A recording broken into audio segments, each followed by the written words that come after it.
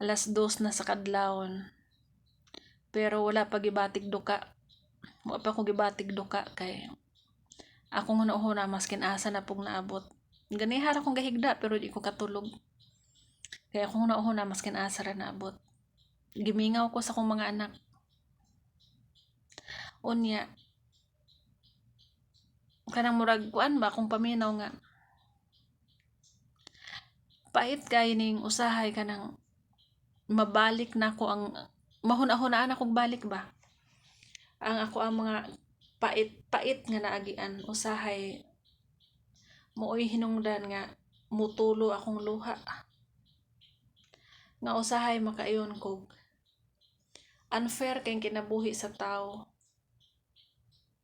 Ang ubang mga babae guwapa na, kwartaan pa, swerte pa sila mga bana. Dili wala man ako gikumpara akong kaugalingon sila ha, pero usahay makaingon lang ko bag.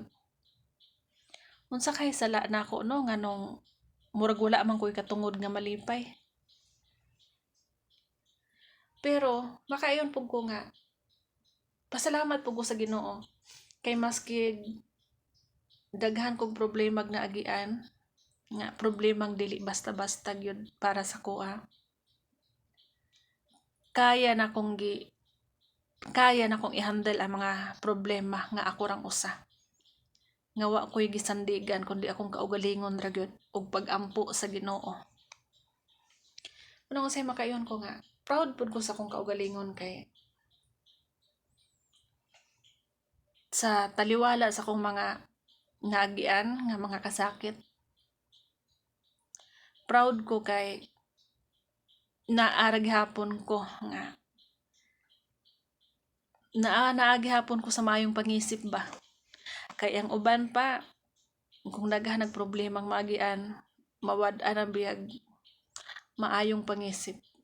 Munang makaiyon ko nga pasalamat ra pud ko sa Ginoo nga iyang gihatag sa ako mga problema. Tungod siguro kay nakabalo siya nga kaya nako. Ug siguro nay purpose ang Ginoo nganong iha kong gihatagag pagsuway nga sama sa akong nagian. Munang usahay ra pud, usahay. Makaiyon ko Lord siguro napud kay plano sa ko ano nga kanang ang ending nga malipayon ko kauban sa ko ang mga anak.